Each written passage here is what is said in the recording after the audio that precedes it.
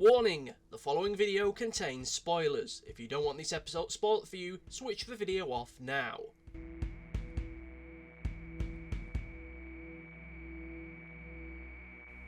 The Timeshift.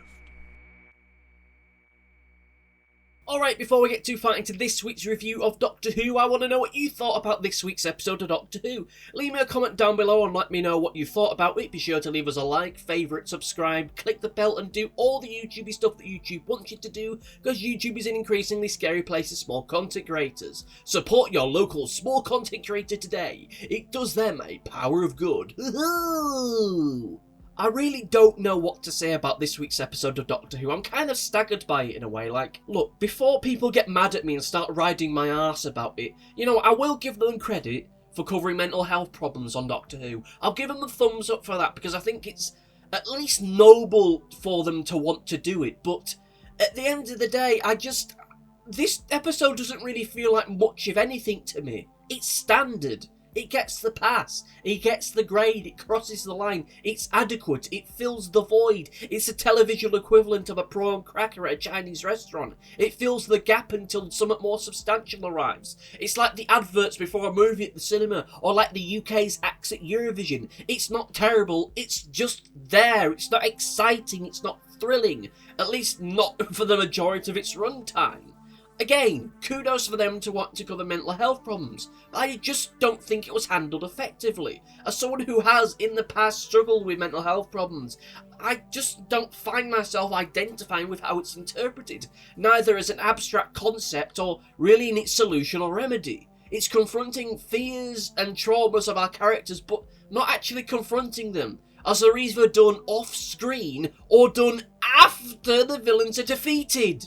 Confronting their fears isn't the thing that saves the day. The thing that saves the day is the Doctor plugging a thing into a thing, then poof, the day is saved. Now, one could argue that the whole confronting your fears and saving the day through the power of love would have been cliched as well. You know, you have them wandering about a space station and then all of a sudden one of them sees a scary clown, or one of them's in a dark void, and then the actor gets a chance to act to all their ability, and it just kind of feels a little bit amateurish. You know, that stuff would have been cliched, or having them all stumbling about in the dark, getting scared and spooked by a spooky thing, then meeting a character with mad hair who'd ramble incoherently and twitch and do some very, we'll say, problematic mental health issue acting. Yeah, that would have been cliched as well, but at least those things would have been some way interesting, and as cliched as it would have been, it would have at least been something.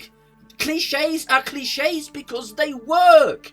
Now, this is a review bordering on the whole how I would have done it thing, which is stuff I really, really hate in media criticism. So to move away from that, let's just talk about the stuff which I actually liked about this episode. And I have to say that the first half of this story is certainly its strongest. It sets up a creepy mystery, as it's very well paced, it has scary monsters, it links the two time periods in an interesting way. Our villain is chilling and scary in a way which is perfectly balanced. He's powerful, yet at the same time understated. He can destroy you in a second, but he wants you to suffer. And yet, at first, I thought it was going to be the Black Guardian, and it was sure nice to have a shout out to him, the White Guardian, and the Celestial Toy Maker, but how I ultimately feel that all of it's in service of an episode which doesn't use the composite elements that are set up effectively. It builds up and builds up and builds up and builds up, and then stays there.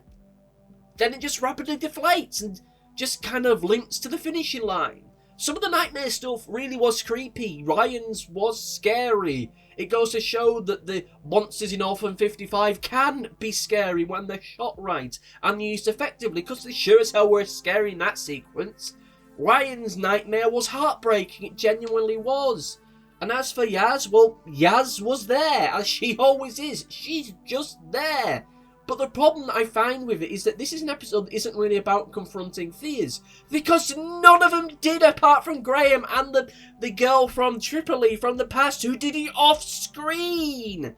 Graham tackled it by talking to the Doctor, and she did that, oh, I'm socially awkward, so I don't know what to say, so I'll go over and I'll be on my computer for a little bit. Like, are they trying to be cute with that? Are they trying to be funny? Because I don't find it funny. That would have been a great moment to have a real inspiring speech by the Doctor. Sure, again, it would have been cliched, but it would have been something. Because the humour of that moment just doesn't work. Unless they're trying to say something about the Doctor. Which I don't know what they're trying to say, so whatever. Ryan's one was scary. It was really scary, but he's not talked about it. He's not tackled it. He's not talked to the Doctor about it. He's still freaked out by it. I think they're just using that to set up the fact he's probably going to leave at the end of this season, along with probably Graham as well. And as for Yaz, Yaz doesn't tackle it either. Her big thing is that she was running away from home when she was a teenager, and now as an adult, she's running away from home. She just doesn't tackle it at all. Oh my word. Like, and here's another thing, right? Mandip Gill is older than me. We went to the same university. Had I not screwed up my exams, I would have been at university the same time as she was. Yeah, according to this story, Yaz is supposed to be like 19 or something, or in her early 20s, because it says 3 years earlier, and the police officer says, oh, you're having a bad time at school. That would suggest to me that she's like 16 or something like that. I'm just here like, what? Sorry, what? Like, yeah, it's in the grand scheme of things, it's not a massive thing to get caught out by, but at the same time, like, dude, seriously, you're trying to, oh my word. Look, they're getting distracted now, so let's just go into the overview and just tackle the overall thoughts in it, but I think you can guess what I'm going to say.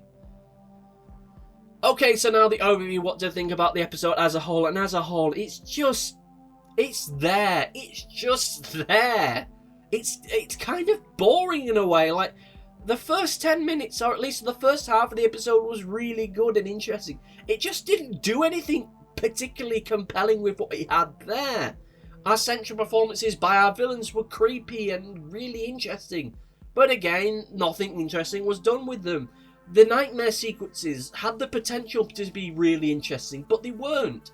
They weren't anywhere near as dark as I felt that they really should have been. Which, yes, this is a show that ultimately is aimed at children, but good grief, just a little bit.